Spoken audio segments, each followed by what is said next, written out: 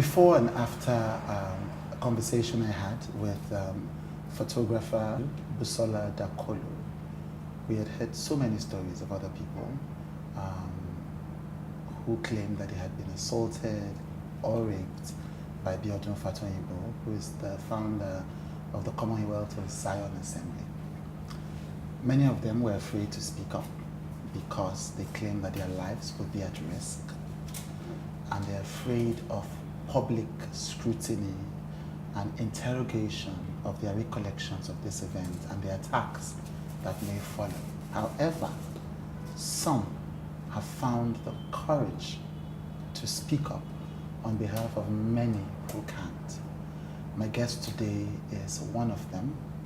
We will call her X because she will be speaking anonymously about her experiences with Biodun Fatoyinbo. Thank you for doing this. Thank you. Right, yes. Yeah. I know that this has been a tough process. You know, you say this has been a tough process. Upstairs, just going through this, there's been tears. Yeah. Even for all of us, who have been in the room, it's been I know. a tough, and we didn't even go through the experience. Yeah. But you say in 2017, you were not just a member, but a worker at the... Staff, actually. Staff, so you're an employee of COZA. Yes. And you say something happened between you and Biodun. Yes. Please tell me. Oh, okay. So at that time I was living in one of the cities where the church was located, because they have churches in different places. I'm sure you know that. And it was my boss, so I worked with him sometimes. He was in town and something needed to be done for church, or even personally. Sometimes I had to do personal errands for them. So it wasn't like it was the first time that I was going to be at their house or go do something for them personally. So that day had asked me to meet him at the house. It was a Thursday. He had asked me to meet him at the house on Thursday morning.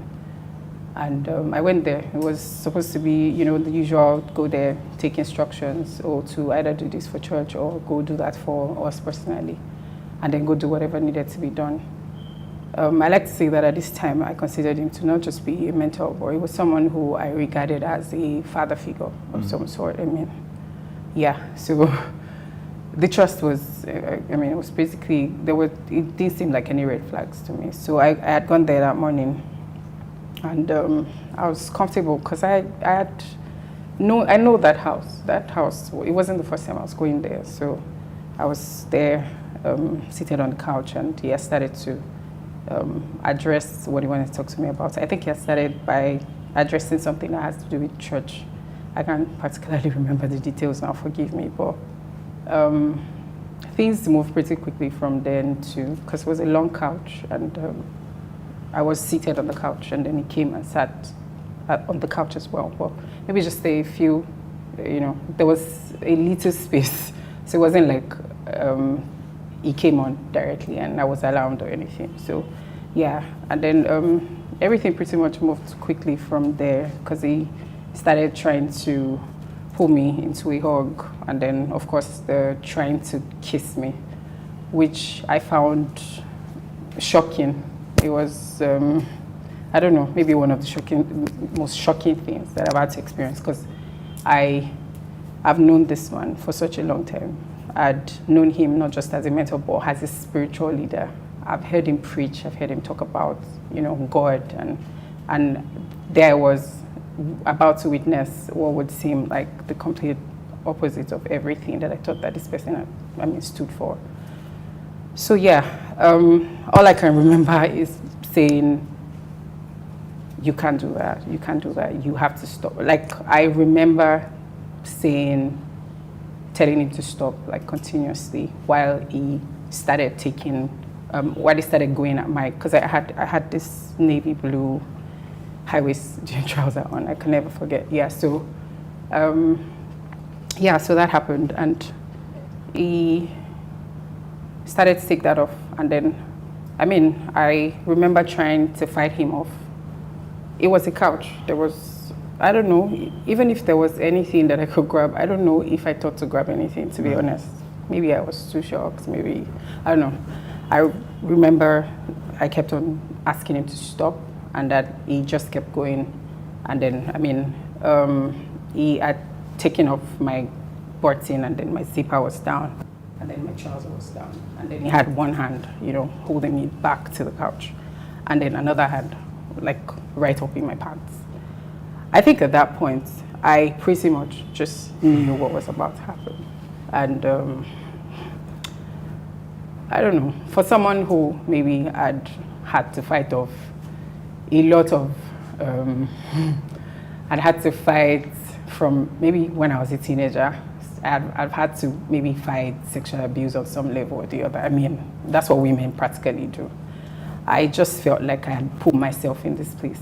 I started to feel like, okay, I'm just going to hope that this person, you know, remembers that they are supposed to be my boss and my spiritual. I mean, because everything I kept saying obviously wasn't working. I kept telling him to stop. I remember he kept saying, relax, just relax, just relax. If you know him, then you know that he's very, I mean, he can be weak. Now when I think about it, I think he's a very weak person. But he also has that appearance of strength. It's like one of the things that he has going for him. So, I mean, I remember him, he didn't flinch. He wasn't moved. He obviously wasn't going to stop or anything. He just kept saying, just relax. Like, this will soon be over, just relax. And yeah, so, I mean, after that, he just pretty much took off his pants and then, I mean, did what he wanted to. And yeah, as soon as that was over and he saw that I had already started crying, I mean, I had tears. I wasn't shouting or anything at this point. I was just, I mean, I know that we tell people not to blame themselves, but the first thing that happens is that you blame yourself because, I mean, you brought yourself here. And so I think it was what was going on in my mind at that time. And when it was done, it just said, oh, I'm so sorry. I'm really sorry. I didn't mean to hurt you. Like, he started to apologize. So he flipped from the sweet, amazing person who was my mentor to the person who I could barely recognize. And then switched back to someone who cared about how I was feeling. It was a lot. I mean, I didn't know what to make of it. I didn't know what to make of it. But I remember that for the first time, I saw a completely different person from who we all knew or who I thought I knew. I think it was the first time that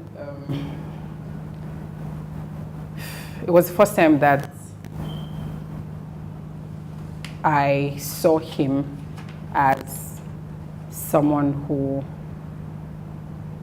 just only showed you what he wanted you to see. So with him, what you see is not what you get. Why I say that is because when you meet him, or if you have any form of interactions with him, maybe as someone who works with him or as someone who attends the church, who you see is that charismatic leader type person who is always telling you to, you know, aim and aspire. I mean, go out and do amazing things. It's the one who is always, you know, trying to appear that like someone who not just understands the word, but does the word. But the person I met that day was different. It was a completely different person. And even though he apologized, I think I left that place vowing to myself to never speak about it. I mean, I just felt like, oh, maybe if I don't talk about it, it will go away. Maybe if I never face it, then maybe it will just, you know, magically disappear. Maybe I won't have to deal with it. Maybe I won't have to talk about it. Maybe I won't have to think about it. So, I mean, after that time, of course, he went back to Nigeria because it wasn't in Nigeria. I wasn't in Nigeria at that time. He went back to Nigeria, and Everything just went on like normal. I still had to work. So I still had to show up to work every day and act like everything was fine. I still had to, do things for church, despite the fact that I no longer felt like I belonged there. Heck, I already started feeling like I'm not even sure if God is really who we think He is. So, yeah, pretty much. I'm sorry.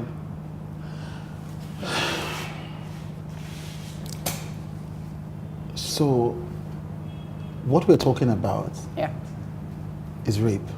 That's what it is. I didn't go there to have sex with him. I didn't ask to have sex with him. I told him to stop on countless occasions. Yes, you told me, yes. Yes. It was not, there was no consent. I didn't give my consent. And I feel like that has to be clearly stated. Yeah. I didn't give my consent. I didn't go there to have sex with him. I didn't come on to him. As a matter of fact, I never saw him as anything other than a pastor, a mentor. Yeah, so I didn't go there to have sex with him. I didn't go there to, And he pinned you down, as you were saying, when this was happening. And I'm sorry to go through these things, because these are terrible experiences. But it's important for people to, I think, understand how these things happen. So first and foremost, you were in this situation where you couldn't even leave. You were working for him. You were in the house. You were alone, and you had made it clear. Not that it would have mattered, but you had made it clear. Stop. Yeah. And you had tried physically to get him to stop. Yeah. But he didn't stop. No, he didn't. He just told you to relax. Yeah. He just kept saying, relax, relax. I remember him saying, relax. This will soon be over. Relax. Yeah. Now let's go back a bit. Okay. Because by this time you had been a member of the church for about 9 years? I'd been a member for about, say, 8 years. 8 years? Yeah. 2008? Yes. Okay, no, so I became a member of the church in 2009, so that would make it 7 years, I think. 7 years, right. Okay. And you say that you were just in the music ministry of the church. Yeah, so I joined in 2009, and a few months after, I joined I think it was July, and a few months after that I joined the music team. There was only one music team at the time anyway. It was Avalanche. And this was in Abuja? Yeah. The church was in Abuja, yes. Yes. This was the only music team at the time, Avalanche, and that's the one I was in. I joined, and I was in Avalanche up until, I had to move out of Nigeria to go do some other work for them someplace else. Right. And you moved out to Nigeria because they offered you a job? Yes. Yes. And you had said that it was his wife who made first contact? Yes. So this is Modele, his wife? Yes. So when I joined, I was pretty much a member, just a normal member. And even when I joined the workforce, I wasn't, I didn't have any relationship with them. Because that was my first church, It was the first time that I was bringing myself to try this whole organized religion thing. Prior to that time, I wasn't the church type. By church type, I grew up in like a Christian home and I went to church, but I didn't have, that old church thing. It was the first time I was trying it, and I think I stayed, or I found it interesting because I saw a lot of young people. I saw that they were trying to do it differently, which I later realized was a deliberate thing, I feel like it's really important to say that everything that is done in that place is really deliberate. They're very deliberate, from how they make you see the excellence, the attention to detail. Yeah, maybe not so excellent, but you know what I mean. Yeah, and then the attention to detail. Everything builds you up to create some kind of psyche in you as someone who is visiting either for the first time or as a member. So an average person there thinks in a certain way. Yes. I'd been in that church for maybe like almost five years, and I didn't have any personal relationship with them. They knew, they were aware of me because of course I was in the music group. So, and they, at least if there's anybody that pastors know, they know people in music group. Yeah. So, But sometime in 2015 was when I started to, get that whole feeling of being brought close, and it was from his wife, Modeli. Yeah, so she would have someone call me to come over to the house to maybe do something for her. She would maybe have some women's program that they wanted to do, and she would say, "Oh, I need you to handle this program. I need you to, and then it moved from that to me helping them take care of their son, the last one, Ephraim. So I would take him out. She would just, have me take him out on Sunday evenings. Sometimes we'll just go to someplace in Abuja, just take him, hang out, and then take him back home. So that's how we started. Now, if you know them, you would also know that they are very controlled about who they allow access to their kids. They actually do not allow people access to their kids. So even as a member, you don't have access to their kids. Yeah, so if you had access to their kids, if they had access to the family, they wanted you to come in. Yeah, I needed to say that because I needed to let you see how deliberate every single decision or every single thing. So when they bring you close, there's always a reason why. If they bring you in, it's because they brought you in. It's not because it was something that you had to do. Yeah, so I quickly went from that to tutoring the other kids. Yeah. She knew that I was, good with them. She knew that I had, I liked to hang around them. She knew that I was good with them. So yeah, I'll go to the house, tutor them, I'll take them out, we'll hang out. And yeah, so pretty much that was how it all started until she made me an offer to go to some other country where they were going to be in school at. So they were schooling, somewhere outside Nigeria. So at this time, you had been working with them for how long now? So I had not started working with them. So you were just helping them? Yeah. This seems like a very familiar pattern because I've heard this before from all the stories that we've encountered, So you had been helping them domestically for how long? So they offered to go to travel for the kids, came in 2016. So I had been involved with them maybe for like an entire year. An entire year. Yeah. And then they made you an offer for a job in another country. Yeah. So tell us about that. Yes. So yes, and so that I think that's another thing. They bring you close enough to see what your interests are, what the things that matter to you are. I think in my case,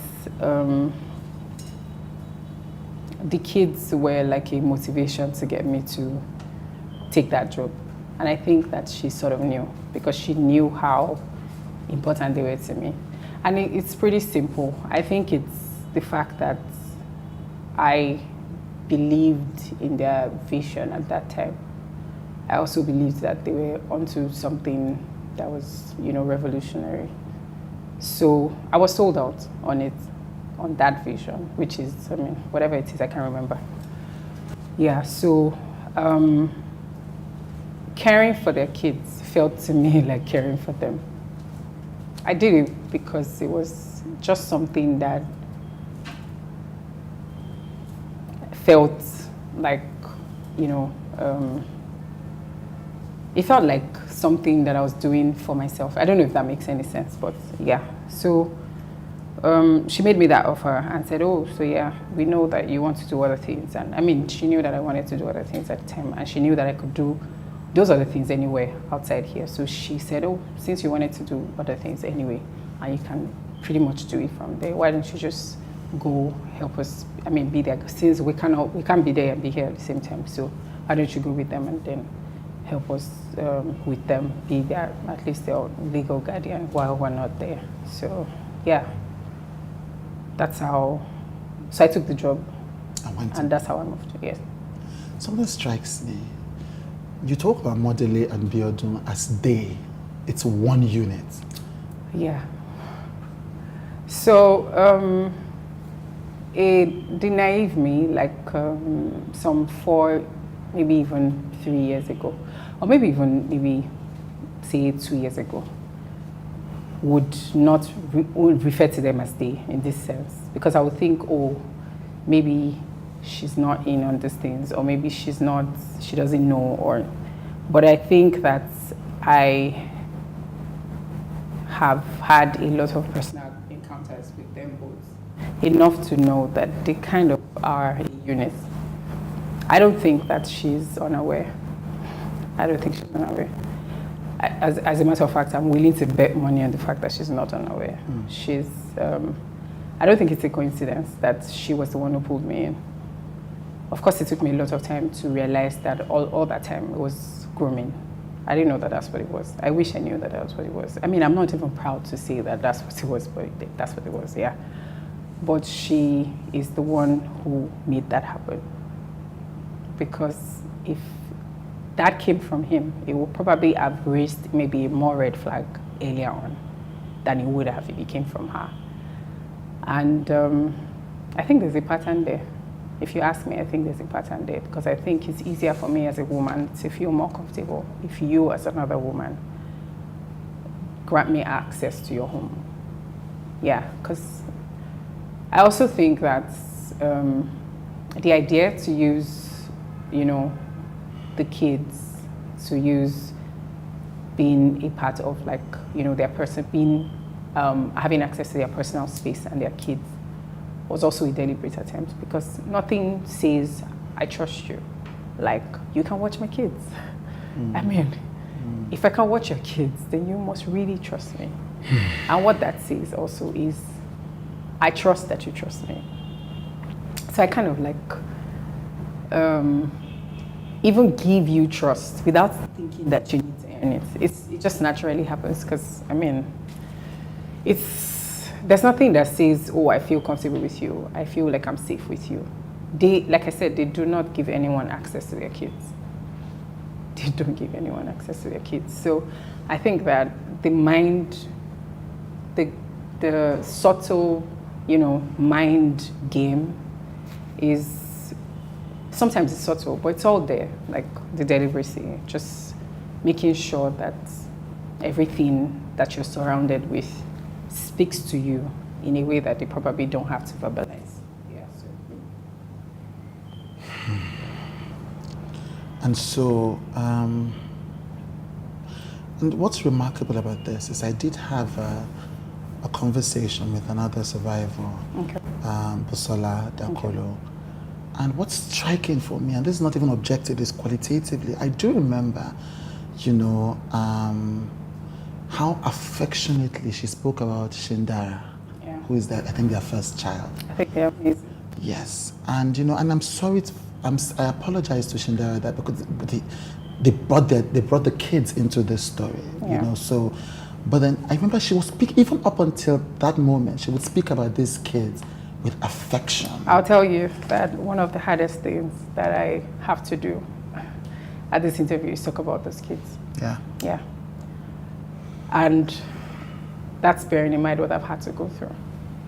So even after what you've had to go through, Yeah. you're still thinking about these kids. Yeah, because I don't think that anyone deserves to have to be introduced to something like this when you didn't ask for it. Yeah. Yeah. So, and I mean, I'm not surprised that, she would talk about Shindara with such affection. I'm not. They are amazing. Their kids are amazing. That's what I would say. Yeah. Okay, so when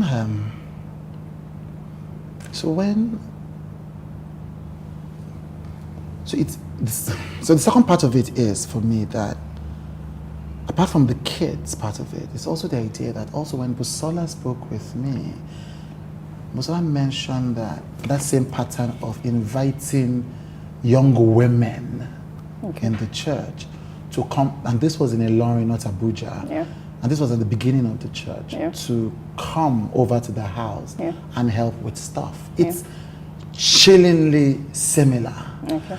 And Busola wasn't certain, because again, at this time, she was 16 or 17. Yeah. If Modele knew or didn't know. Okay. But she said, I think she had to have known because she invited me to the house to help. Yeah. He came to demand that I come sleep in the other room. And so it's chilling how similar this is. Yeah. Based on what you were saying, this must have happened to other girls, other women, because Busola was a child at the time, but you were an adult, but it's the same pattern. Yeah. Did you know of other people like this? Did you hear? Okay, so the first time that I ever heard anything about him was S.A. Walter. I mean, we all heard it about S.A. Walter. And I remember that morning because I had woken up and I was going to dress up for work and I picked my phone and I saw it. And the first thing that came to my head was, oh my God, what is this? Like, I was just shocked. I was trying to understand what was going on. And I remember that I shut it down maybe 30 minutes after. Like, I tried to understand it and it didn't make any sense to me at the time. I was like, no, that's not possible. No, that's not possible. This just has to be one of those things. I don't know why this person is doing this, but yeah. So that was the first time that happened. And of course, we all were aware of how that situation was handled. Then, at the time when Essay's case came up, I had not started working with them full time. I was just a member who was a worker. So, I mean, I still had my day job and then I would go to church there. But I think that this is a good time to say that an average COZA member adores Biodun Fatoyinbo. That place gives you a false sense of superiority. They pump you up to feel like you're not like everybody else. And even though, of course, you're not like everybody else, but in the sense, not in that sense, but in the sense of, there's a lot of undertones that help you build that form of confidence in this is a tribe. And it is us, it is us, and everybody else is just trying to get us. So even though nobody's trying to tell you that, oh, they're trying to get us, you just start to get that idea from, the things that are said, from the things that are done. Sometimes, in an average service, you probably celebrate Biodun more than you celebrate God. Yeah. There's probably more celebration for him than there is for God, because at every point you're celebrating. Yeah, so it's only a matter of time before you do that, before someone's image rises up in a way that you don't even have to deliberately command it. It just happens. You go there every day, you go there every other day, or like twice a week as a member. But as a worker, you go there almost every day, which is why you find out that people are quick to jump to their defense. People are quick to, say anything. People are quick to fight. They're quick to, just do anything because of how much, It's an us versus them. Thank you. Kind of, yes. Thank you. That place also isolates you. Like, it shuts you out. It shuts you in. It gives you that feeling like the world, I don't need the world. All I need is these people, this tribe of people. Yeah, so it's really subtle. When you're in it, you don't even know. Yeah. So imagine 3,000 people, or I don't know how many they are right now, but imagine 3,000 people feeding off each other, being friends with each other on social media, because that's what happens. You're all friends. You follow each other on social media. You do business with each other. It's only a matter of time before you start to recycle the same thought process. It's only a matter of time before you all start to think alike. So I think that also helps with the us versus them. Yeah. This is very scary. Because what you are describing... It's a cult. Yeah, I know. Unfortunately, I mean, yes. That's exactly what I'm describing. Okay, so, and if what you are describing is true, then these members, some of whom were your former friends and your former, colleagues, they will hate you for doing this. Okay, so, yeah. I'm pretty sure I have people who hate me already. I'm sure.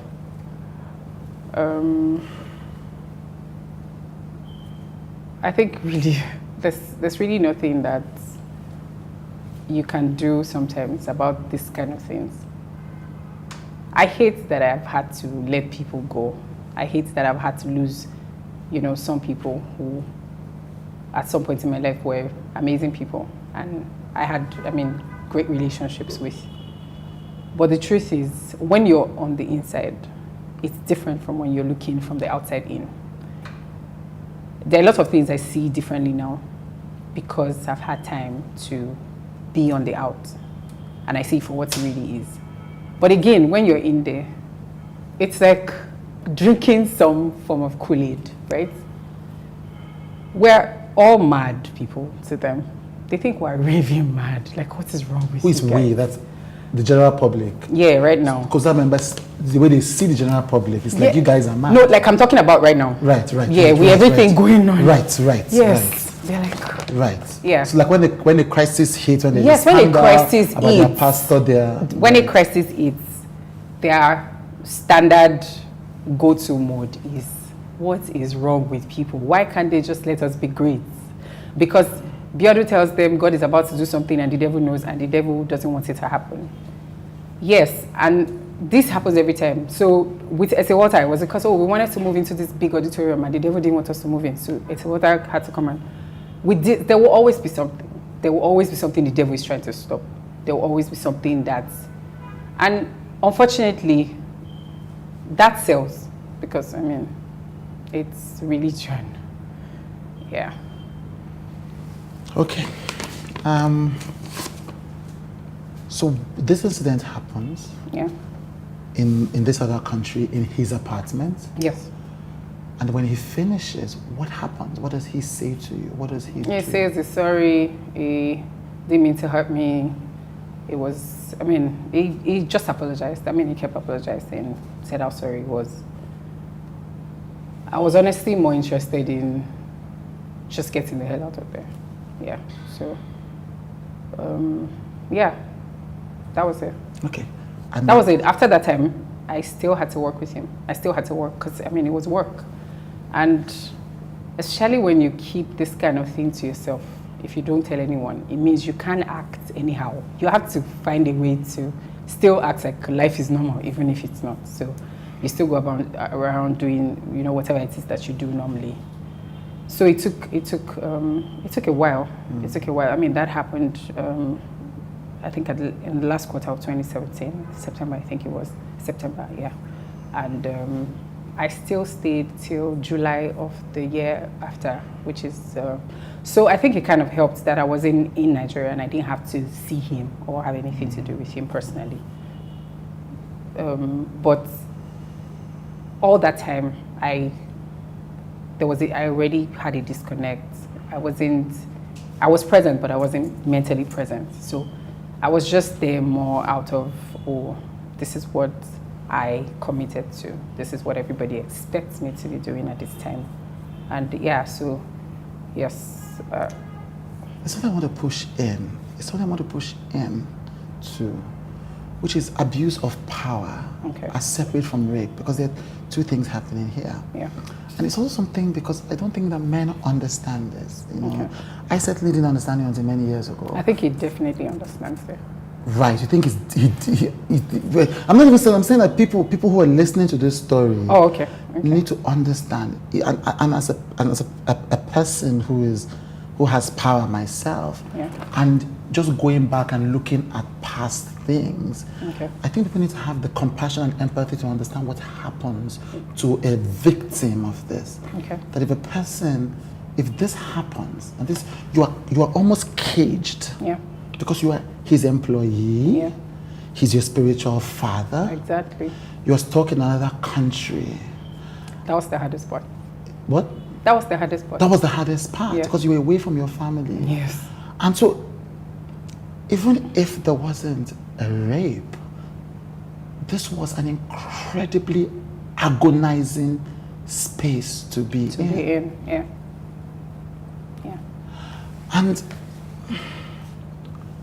Yes, so because that is important. I think that that's an important thing for all of us who have ever exercised power over anybody else, to think about the kind of pain that we put them through and what we may owe them, you know. And so he apologizes to you, but you still have to go through this mental torture. Oh, yeah. So there's that. I want to go back, but in this particular case, there's unconscious wielding of power. Yeah. But something you said in this case, Modele and Biodun knew what they were doing. They knew that they were wielding power. Yeah. So if there's anything that those people is aware of how much power they have. I think that it's important to note in this conversation that if you're looking for people who are unaware of the power they have, Biodun and Modele are not the people that you're looking for. Yeah. They are aware. They're aware. They know how much people adore them. They know how important they are to people. They know how weighty their words are. Yes. And I think they exploit that. Right. Yes. I think they feed on it. I think they channel it and use it. Yes. I think so. It does. So something else, of course, because before when I was introduced to this alleged racket, there are so many stories of so many people. Yeah. So many. Yeah. But then we only ever in public heard S.A. Walter's story, which was even just, which was centered on adultery. Exactly. And then this year, you know, because of Timi Dakolo's outburst a few months ago, if this has been happening for so long to so many people in so many ways for 20 years, you know, and people have been afraid to speak out, then it makes sense what you were saying, that they've created an atmosphere of insecurity that stops people from speaking out. Yeah, and I think it's also that thing where there's a culture of silence in church. There's, I mean, we all want to appear a certain way. Nobody wants to appear out of line, right? There's a lot of judgment that goes on in there, even though it's supposed to be the safest place. But it's not a safe place. It's not safe. I mean, it's supposed to be safe, but it's not. So how do I walk up to you and say, oh, guess what? Yesterday, Pastor raped me. How do you even begin to form that conversation? I had friends in that system who I didn't say anything to about this until just a couple of months ago. And the reason why I eventually told them, 2 reasons actually, was because I was done feeling like that was something that I did to myself, because I didn't do that to myself. I was done feeling like I did something wrong by trusting someone, by serving them with, I served there. I did it like wholeheartedly. And it's not even something that is hidden. An average COZA person who was there when I was there would tell you that this was like one of these people's major people, right? So I'm not just some girl who, you know, would come whenever she would come to church whenever she felt like and then not come. I was a committed person. I didn't feel like I deserved that. That's 1. 2, I also felt like, you know, it wasn't going to go away. Every other day I saw something on social media that would remind me. So the anxiety attacks, everything. I mean, I would wake up in the morning and it would be an amazing day. I would be ready to take it on and just do stuff. And next thing I know, Timi Dakolo is trending on Twitter and people are coming up with all kinds of takes and I'm back exactly where I started. Yeah, so I think all of that finally made me realize that this isn't going to go anywhere. I mean, if there was anything I needed to do was to speak to the people that I believed cared about me, about it. So I called my friends for the first time like 3 months ago. I said, you guys, I need to tell you something. It was a conference call because I couldn't bear to do it one after the other. So I put them on a conference call and I said, so this happened. And this is how it happened. And this is where it happened. Yeah, so it took me a lot of, courage to do that. But I could also only do that with my friends because I trusted that I mean, because of our history and how much we had been through together, I trusted that, you know, they would be able to be there for me on days that I could not be there for myself. Yeah. But now talk about an average person. Come to talk about it, like I'm doing this anonymously. That's telling. I mean, I want to be the girl who is bold and, you know, just say, oh, you know, guys, just put my face on. Yeah, but there's just so much that you have to contend with. You have to contend with people doubting your story, people asking you questions, people even questioning the validity of the story that you have. You also have to deal with church folk who would rather believe a pastor who cannot, you know, keep it in spans than a church member. They would rather believe him. It's just blissful ignorance. It's safer that way. It's easier because then they don't have to question anything else. Nobody wants to question anything. Nobody wants to question anything. You don't want to, you know, you don't want to believe that everything you believed or that someone that you've is a lie or it has been. So you rather just lie to yourself. You rather just look the other way than believe something that makes you question. So yeah, I think it's all of that that makes it really hard for people. There are a lot of people, I'm sure. And how I'm sure is initially, when it happened to me, I felt like, oh, this was just a me thing. And then I saw Timmy's post and then I made a connection and I'm like, okay, so wait, this is not a me thing.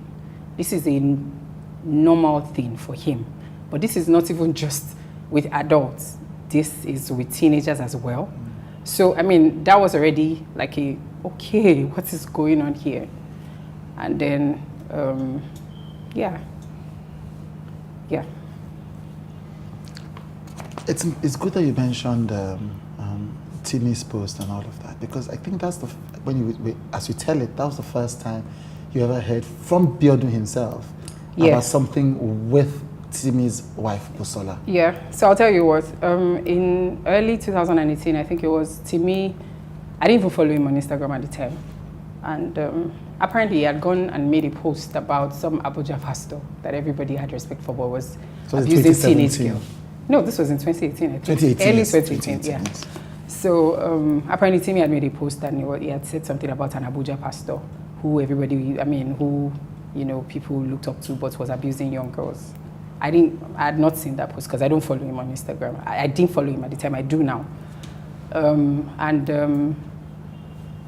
My friend called me and said, hey, what's up? I was like, oh, I'm good. She called me from Nigeria. And she said, oh, what's going on? I said, I don't get it. She said, oh, because Pastor has been trying to get your number. He just called me to ask for your number. So I was like, oh, okay. I didn't tell her anything about what happened. So this is her still assuming that everything was fine and he was my boss and, so she just said, oh, he was just asking me about you and saying, oh, he doesn't have your number anymore and he asked me to send him your number. So I just sent it to him. And then maybe like 5-10 minutes after that, he calls me. I think he called from Colorado or something. It was in some country in America. I think Colorado was, because my phone has that thing where, someone calls you and you don't have the number, but it shows. Yeah, so as soon as I picked up, he said, hi. I was like, who is this? And he said, this is Pastor Biodun. I was like, oh, okay. Good afternoon, sir. And he said, how are you? I said, I'm fine. And he said, I know you're angry with me. So for me, that was shocking. I'm like, okay. Like, you don't call someone randomly out of the blue and say, I know you're angry with me. One, you're my boss. And if there's anything I'd spent months, without any form of communication. So I knew that there had to be a reason he was calling. And he started to apologize all over again, which was weird. That he just wanted to say sorry. He knows that, he knows that what he did was really bad. He just wanted to say that he was really sorry and that he wanted me to know that whatever his actions had been or whatever his actions were, his heart was, I don't know, those were his exact words. I don't know how, but yeah, but that, oh, I just want you to know my heart. Those were his exact words. I just want you to know my heart. I'm really sorry, yada, yada, yada. We went from that conversation because I just kept saying, I'm fine. And then we went from that conversation to something about work, which was also, how is this going? How is that going? So we wrapped it up on work. That conversation, we wrapped it up on work. Yeah. But as soon as that call was over, I heard about the whole Otimi had gone online. A couple of my friends from Nigeria had called me and said, so I started to tie it together and I was like, oh, okay. So he calls me because he's trying to just take care of loose ends. So you know how you feel like, something's about to happen and you're just tidying up. That's what I felt like. So of course I knew that was what it was. But again, I was a girl who had not told anyone, who had not even started to deal with it by herself. So I just filed it under do not deal. Yeah, like everything else. So yeah. But for me, it was telling, and it made me realize that this person is someone that you want to go as far away from. This place is not where you want to be. You want to get as far away from here. And I mean, I'd already started, working on my exit strategy from the beginning of that year. I knew I was going to leave. I knew exactly when I wanted to leave. As a matter of fact, I knew I had a plan to leave. It was just that I couldn't just up and leave because my life had been tied there for the past 7 years. And then out of that 7 years, I had tied full time, like almost 2 years or something to that place. So I needed to get myself together. I needed to know where I wanted to go from there. I needed to know what I wanted to do. So I took all that time to do that. So yeah. So after that conversation, he and I had no contact or whatever until I had given myself a date that I wanted to leave, and I sent a message because it's still my boss after all. I still have to exit the right way. I can't just up and leave. I wish I did. Sometimes when I think about it, I'm like, why didn't you just pack it back and leave? Why did you feel like you needed to tell anybody? Yeah, but I did that. I don't know why, but I did. So I sent a message and said, I need to speak to you. It was an Instagram DM. So I sent him a DM on Instagram and said, I need to speak to you about something work related. So he calls me back and says, I got your message. And of course, the first thing he says is anybody around you? I'm like, no. He said, okay. Because nobody can know I'm calling you. Those were his words. So I went straight to the point, which is I'm ready to go. This has been good, but I need to go. So I'm going to go. I just wanted to give you a heads up. I feel like, this is still work after all. So, and he asked that I give him time, that he wanted to tell, what's her name now? He wanted to tell his wife himself, that he wanted to tell, because they were both my bosses, and she was the one who brought me on anyway. So I felt like, oh, okay. So he asked what time I wanted to leave, and I told him. Anyway, after that, I came to Nigeria, I think the month after, and he asked for a meeting. He asked me someone called me from church, someone who works closely with him in church called me and said, Pastor asked to see you at 12 or whatever. So yeah, I went there and met him at the basement. It was alone. It wasn't alone. Someone who assists them, like someone who helps them around, do stuff, was there, but in the other room. I met him on my way in, but he was alone in that room. So, sitting area, it was seated right, on the couch across. I sat across, and the first thing he said, because I had my phone with me, the first thing he said was, put your phone away. So classic behavior. He doesn't like phones. Even with those of us who work with him, it's not really the kind of person who you're working with and you're on your phone. I don't know, for some reason. So I sat down, and then he started to apologize all over again. At this time, he already knew I was leaving. So he started to apologize all over again and talk about how he was up the entire night, just thinking about how much he had wronged me. And he just wanted me to know that he was sorry. So there he was, crying, and I was wondering why. Because, he kept going on and on about how things had been tough. Now, at this time, Timmy had made that post, and it looks like that thing wasn't going away, because I think he stayed for some time. They kept having, I don't know, from what I heard, they kept having that old back and forth thing where they were trying to get people to talk to Timmy behind, I don't know. Yeah, so he started to talk about how, he knows that he's not a perfect person, but he didn't rape Busola. Now, before that time, I didn't have it. I mean, I know Timi Dakolo. I don't know him personally, but I know him. And then I know his wife because she's Timi Dakolo's wife. Yeah, so I don't know them. I don't know them personally. I'd also never heard anything about her up until that day.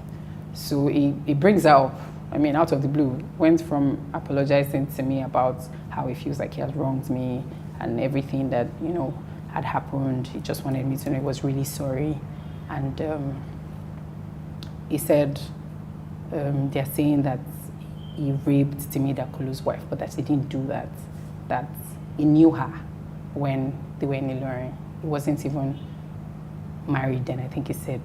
And that she just was some girl who used to come around him a lot, He painted her as fast because I think his exact words were, those girls that were very grown at that time, like she came around me a lot and something happened and then people, he painted it as we had a thing. She liked me and then I liked her back. So imagine my shock when I see that statement on just a couple of days ago. And on that statement, I'm saying, I've never raped anyone in my life, which was like the most ridiculous thing because that's a bloody lie. And I didn't know Busola except in the capacity of a pastor. And I'm like, isn't this the same person who told me she was coming onto him? So why didn't this appear? So yeah, for me, that seemed like, because, so that means you've already told two different stories in this case as regards, I don't know what other stories out there, but the story that I was told by him, which I didn't ask for because I had no business knowing. I mean, I just wanted to move the hell on with my life. I just wanted to get out of there. I didn't need to hear that. Yeah. So he brought it up himself. He was the one who brought Busola up. And I think that was an attempt at emotional blackmail, which is another thing he's really good at. So he sees that he's already about to lose on one end. He switches to the other end. He does it with church as well. He did it with the whole S.A. Walter thing. He appeals to your emotions. He finds the common ground. So if the common ground is, this person has known me for a long time, because he kept saying, you've known us for a long time, you've served us, you don't deserve this, you've watched my children, you've loved them as your own. Now that was him trying to find, something that we could both agree on and I could be sympathetic with. Yeah. I also think he brought Busola up because he felt like maybe I was going to start tying the incidents together and start putting it together. So if there's anything he does, he's like very good at studying you and seeing how your mind works so that he knows exactly how to, act or where to place you or whatever.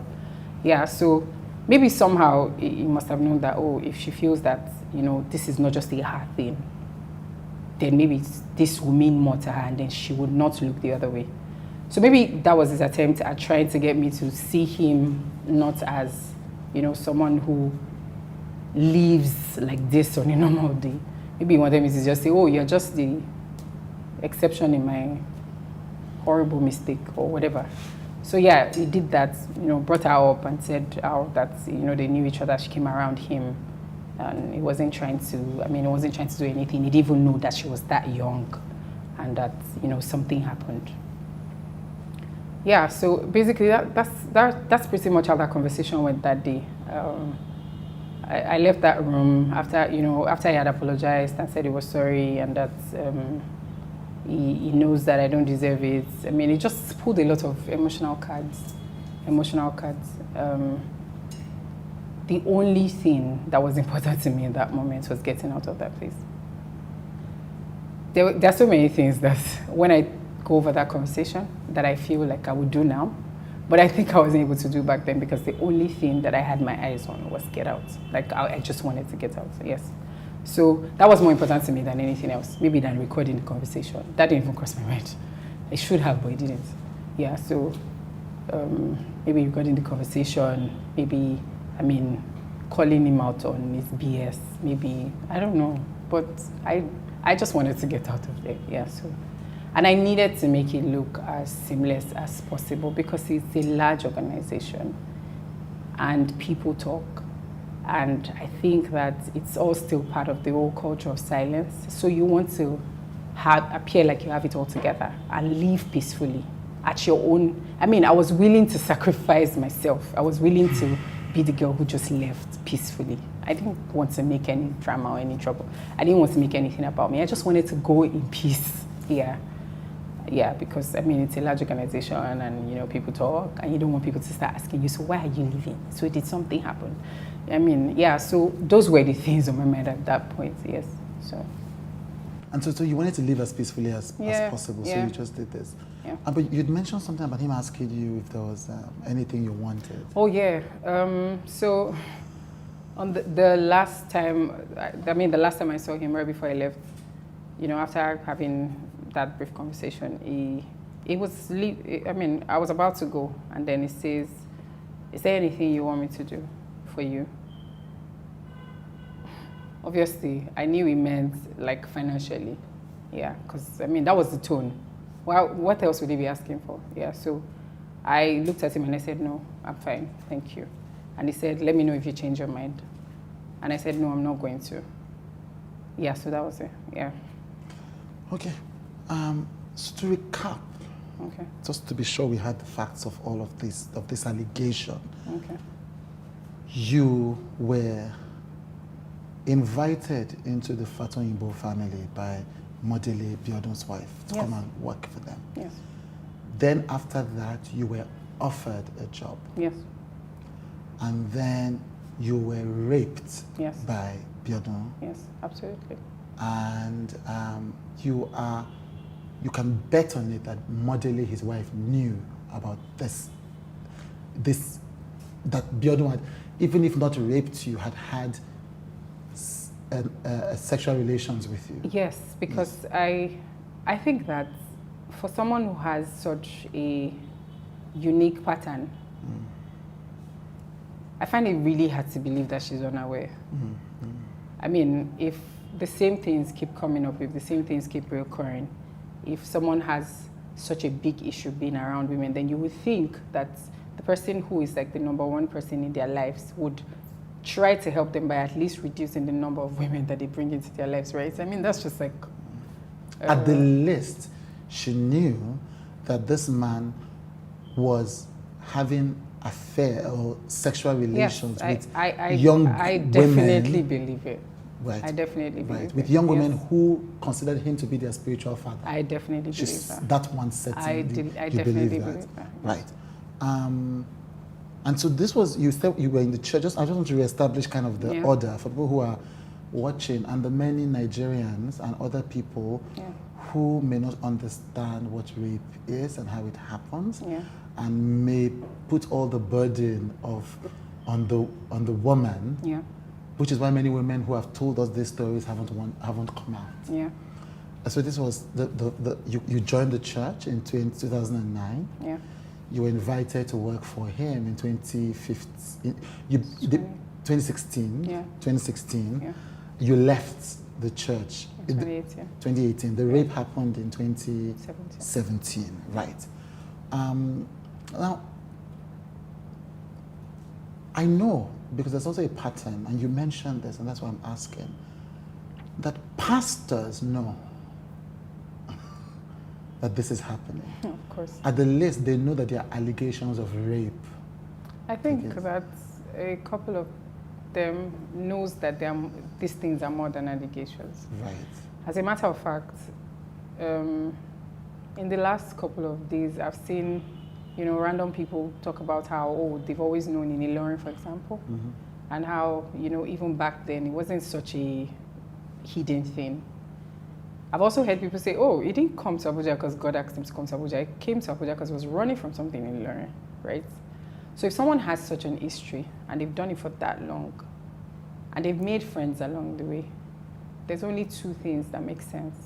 That they have friends who are that way, who they are comfortable with, or they have friends who at least know but are choosing to look the other way because touch not my anointed or whatever else that we say about these things. Yes, so I believe that people are aware.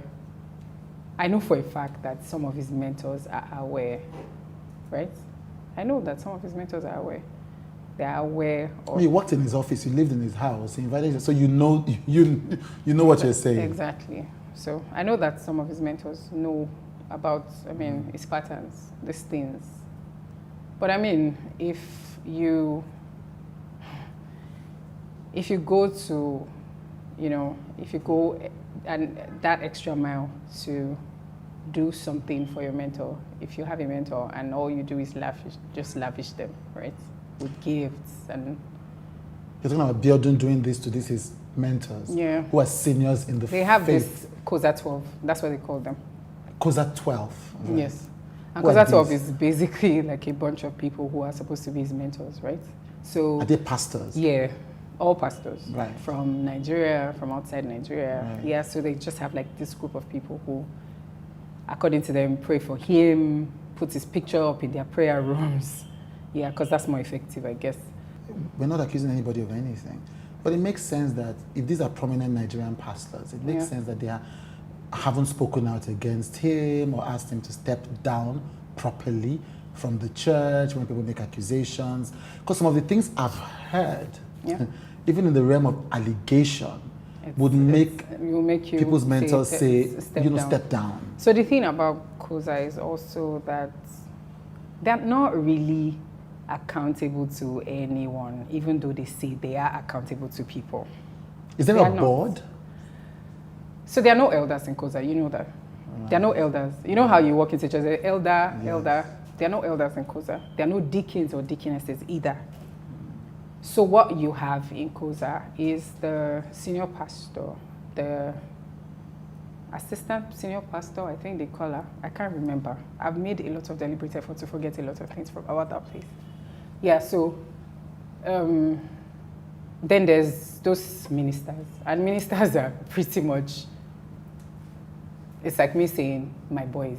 But of course, let's call them ministers because that's what we are for the sake of this conversation. So basically what they really do is go upstage when daddy and mommy says go upstage. And then sit their asses down when daddy and mommy says sit down.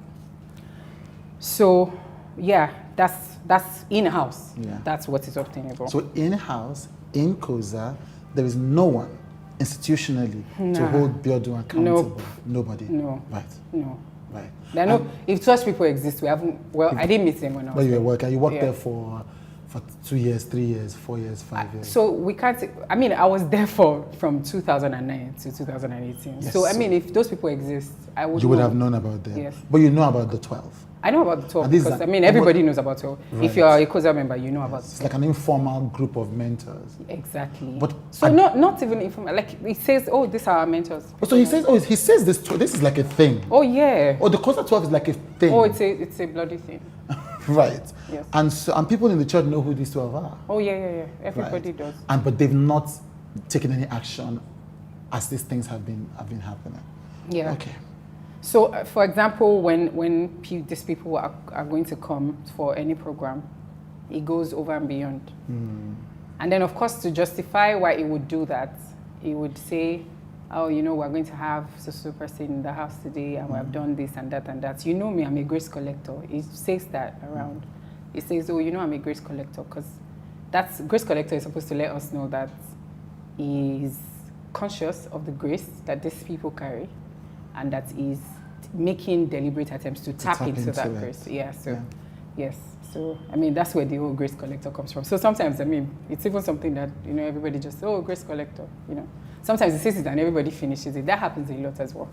Yeah, so I don't know how effective or how efficient people like that can be in terms of control and checks and balances, because even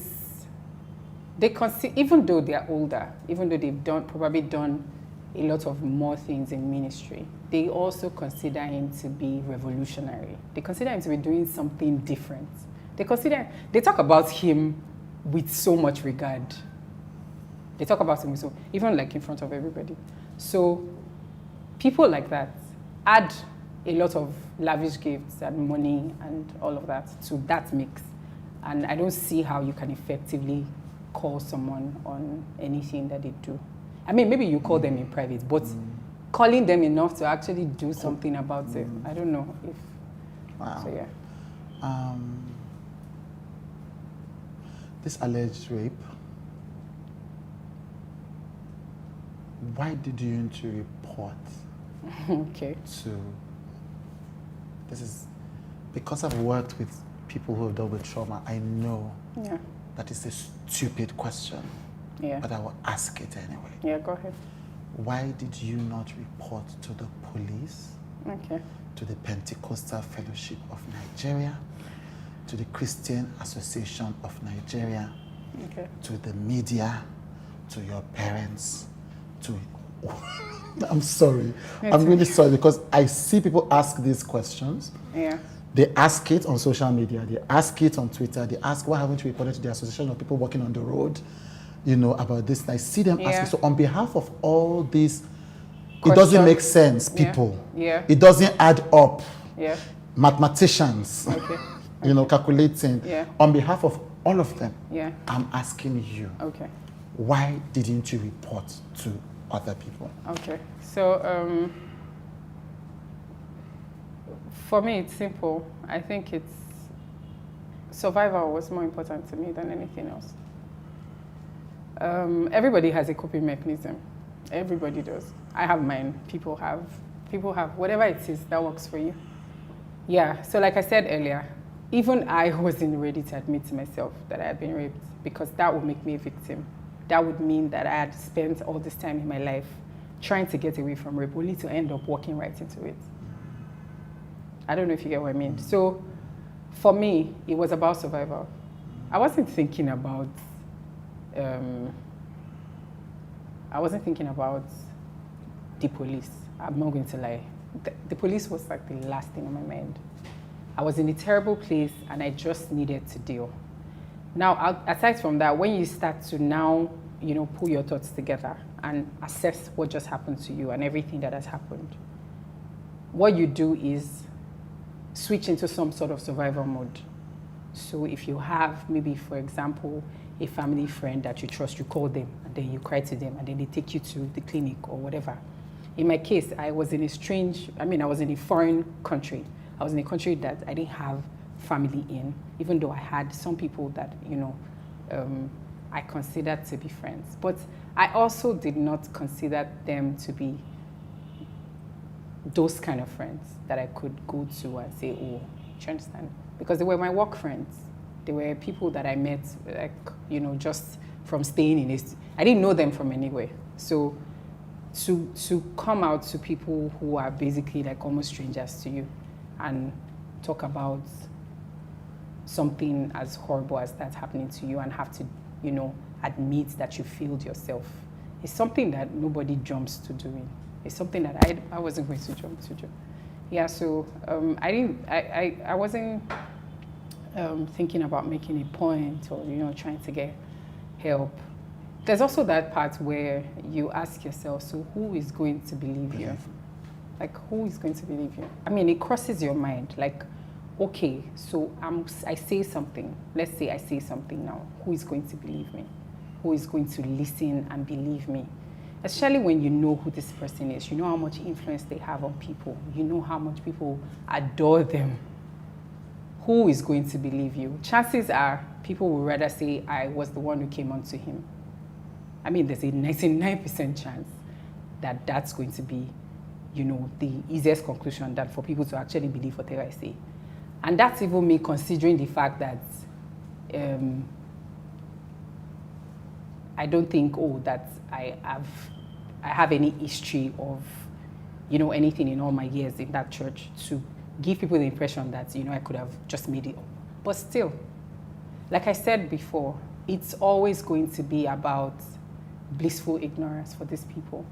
These people don't even want to consider the fact that the person who they hold in the highest regard will do something as shitty as this. So they would rather not believe you.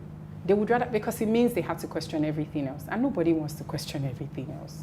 So they would rather not believe you. So maybe because I was an insider and I knew how that place works, it didn't also help, in boosting up my courage to be like, oh yeah, let's report this. Yeah, and finally, I think like I said, everybody has a coping mechanism. Everybody has a coping mechanism. For me, it's that I take responsibility. I don't know if you've ever met people who just take responsibility. Like, that's the first thing they do before they do anything else. I mean, it's not always the right thing to do, especially for someone like me who, if something similar had happened to a friend, I would have been like, no, you didn't do this. This wasn't your fault. I know that. I can tell people that. But when it came to me, I couldn't tell myself that. Maybe I still can't tell myself that. I don't know. But it's something that I know. It's something that I believe. But it's a different thing when it applies to you. Right. It's a different thing when you're telling it back to yourself. So intellectually, you can know that you're not to blame. Yes, because emotionally, I mean, going there is not an invitation to rape me. It's not an invitation to let's have sex. I went there because they asked me to be there, and it was my boss. I went there because I thought we had, I thought that it was someone I trusted, so I went there. So going there is not. That was the only thing I did. I went there, like I went to the house. Yes, that's what I did, really. And I think that, I mean, if it now comes to finding out so why do this now? Why come out anonymously and, share this story that you didn't want to share? Because this is beyond me. This is way more than me. It's way more than me. I mean, if there's anything that is more important to me now, it's that this doesn't go on. And then I realized this isn't going away. This is not going anywhere. I'm reminded of it every day because I see it on Twitter. I see people make memes and funny stuff about it. I also see people trivialize it. I see people doubt it. I see people defend it. So it's obviously not going anywhere. So it has to be dealt with. So I feel like if I can contribute, even if it's a fraction, to this conversation, if I can let someone at least know that this is who this person is, as opposed to who he says he is, then that's something that, is worth doing this for.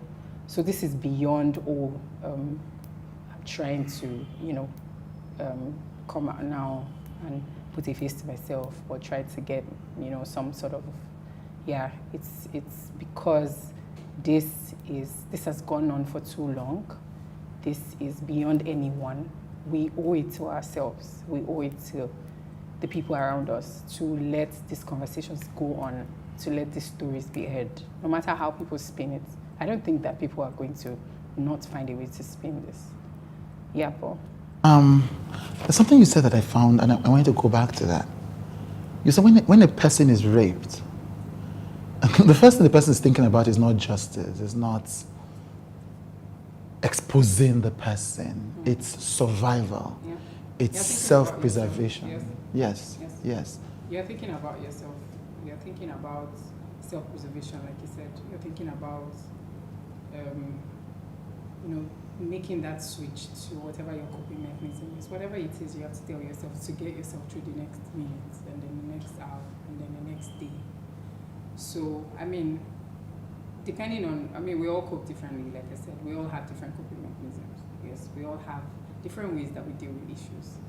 So, but at the prime of all of that is survival. That's what you're thinking about. You just want to, yes. So, I mean, there's a lot going on in your head. The amount of energy that you spend even trying to get yourself together, to tell that story back to yourself, the fact that you're living it, you're living it every day, is enough ordeal to go through and keep you busy that you're not even thinking about, And then, of course, you also think about the shame that is attached to it, the number of people that probably will not even believe you if you say it. So when you think about all of that, you start to think if it's worth it, if it's worth all that drama, or if it's something that and it's even worse when you're someone who likes to make a list of, things and see, if you're the kind of person who weighs what your options are, or if you're not kind of like the kind of person who just hastily decides something without thinking through it, the more you think through it, the more you give yourself reasons to not, go out and say something to the next person. Because then you have to now deal with the fact that nobody believes you. So it's not just that you're dealing with something that, could be, that is not just devastating, but, is something that you're going to probably carry with you for the rest of your life. you're also now going to be dealing with what people say or how they're asking you questions and they're asking you to justify. I feel like that's a lot of load to put on victims. I don't know why we ask them for that. I don't know why we feel like people need to, the only way they can justify that something happened to them, you know, something as horrible as rape, is to go out and find the nearest person to report to. I think that when you are in that state, there's a lot that is going on in your mind, but you really are just thinking about survival. Yeah. Yes.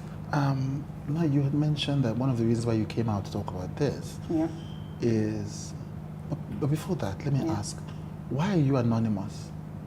I'm anonymous because, one, if there's anything that I want more than anything right now, and I want a lot of things, but if there's anything I want that is really on, you know, my top of the list of things to have, is to never have to do anything with these people ever. Is to never be associated with them. Is to never have to have my name in the same sentence with them. I've done a lot to make sure that I've erased that part of my life. It's taken me a long time. It's taken me relationships that I've had to cut off from. It's taken me, you know, leaving a lot of people behind. So why do it now? Because that's taking me right back to where I started. And I know that, I mean, yeah, so being anonymous is my selfish way of choosing me. Yeah, it's really that simple. I just chose me. I don't want to be attached to that guy. I don't want to be in the same sentence with him. I don't want to, yeah, it's really just that simple for me. Yeah. So as much as I want to be a selfless person who tells that story, as much as I want to be the bold, courageous person who comes out and says, this is what I had to go through.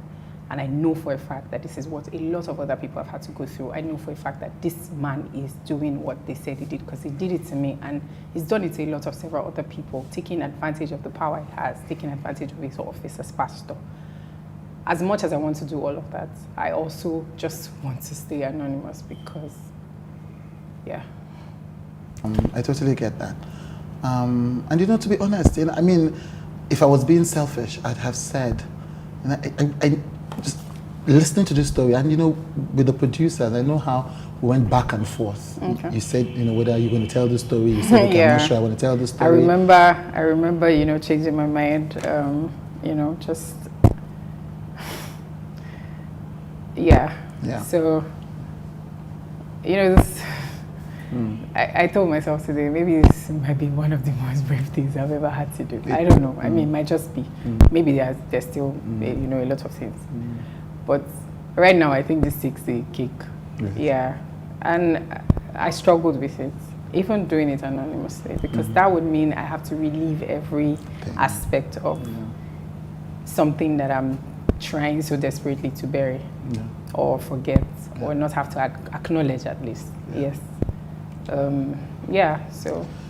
I mean, the thing that the viewers will miss from this conversation is, I mean, the range of emotion on your face as you talk about these things. And, you know, and I will have to report it to them. Like, you know, I mean, I just see your eyes. I just see the pain, the flashes, the anger, the pain.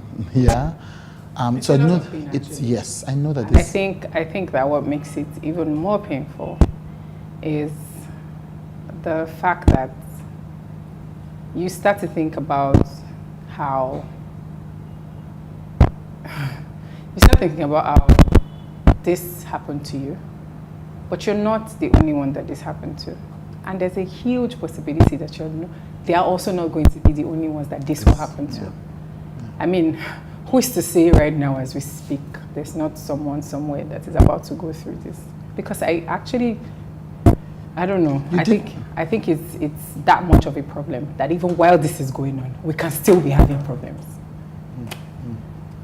I'm sorry, but that's how I feel. Yeah. That's how deeply rooted I think this is. Yeah. That's how serious I think this issue is. So I mean, that makes it even more painful. Yeah. And of course, when you think about how much of your actual self you poured into your work, how much of your actual self you actually selflessly gave, how, you know, you ran with a vision because you were just a young girl who just wanted to not just serve God, but, you know, believe in someone's vision and just run with it. My producers, when they were recording the pre-interview with you, they mentioned something you said. For every woman who has a story about Biodun Fatoyinbo in COZA, there was a young girl being groomed, called Choice Daughter. Yeah, so I believe that strongly, and I think I included that part because I was thinking about the generation of teenagers that we have right now. I know a lot of teenagers in that place. I can actually see their faces right now.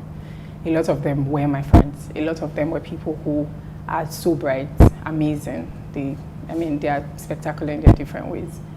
And knowing who this person is, I know for a fact that something has to be done. I know that for as much as some of us are coming out to talk about this story, somewhere in there's a grooming going on. There's someone he has his eyes on, there's someone he has his sights on, there's someone he's already looking to. I don't know, it's messed up, but that's what it is.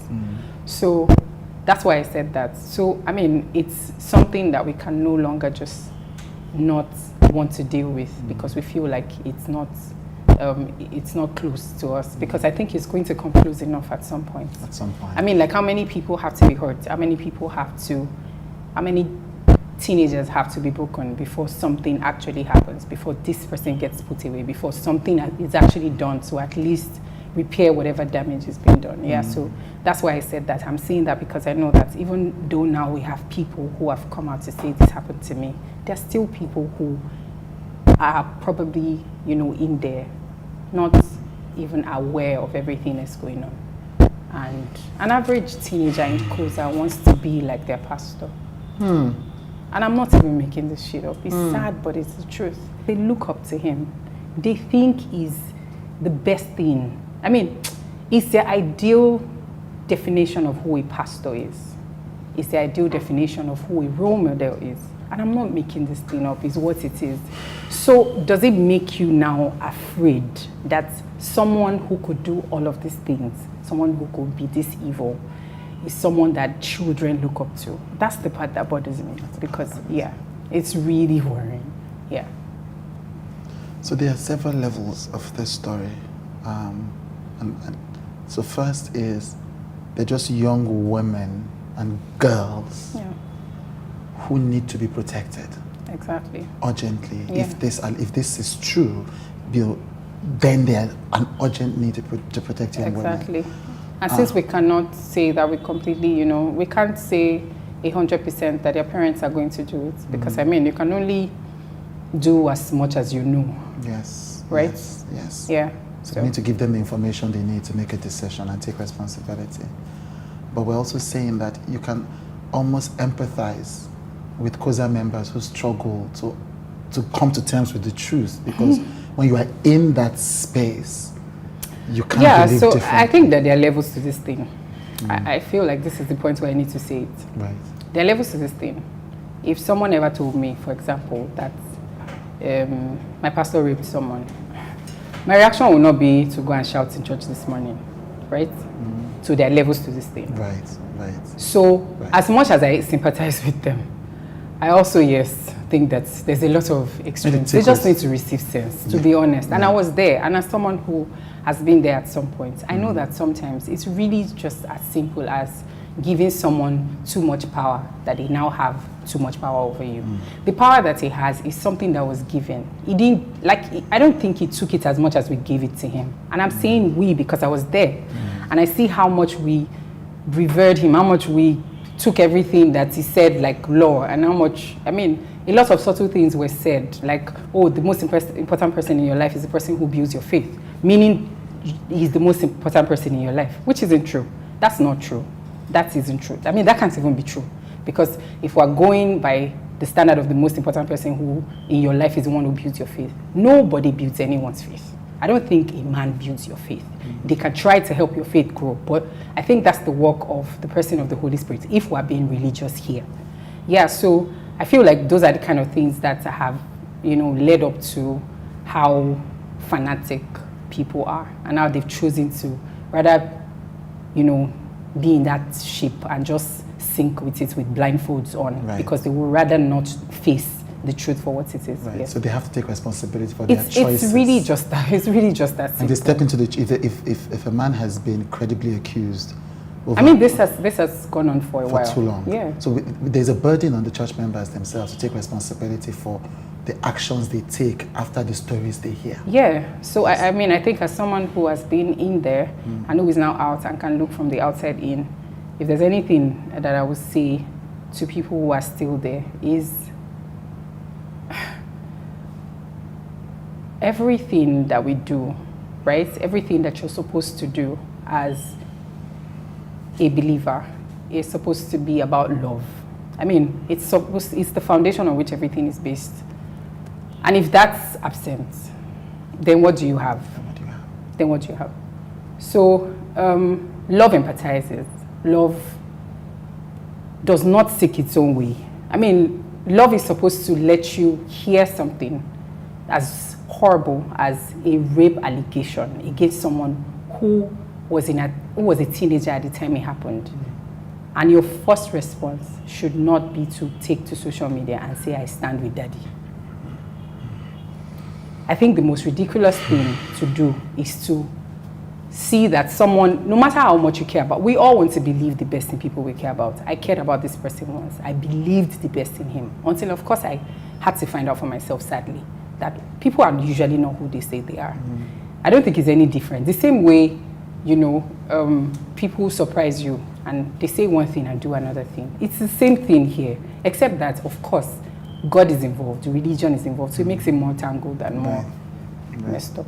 Yeah. And then finally, his wife, Modele, if she defends him, according to what you're saying, we shouldn't be surprised. I'm actually not actually surprised. Defending herself as well. I'm actually not surprised. Yeah. I mean, there's hardly anything they do that surprises me, to be honest. Right. Yes, because I think I've seen it all. Of course, except I talked to your producer and she said something and I was like, oh, okay, that's a new low.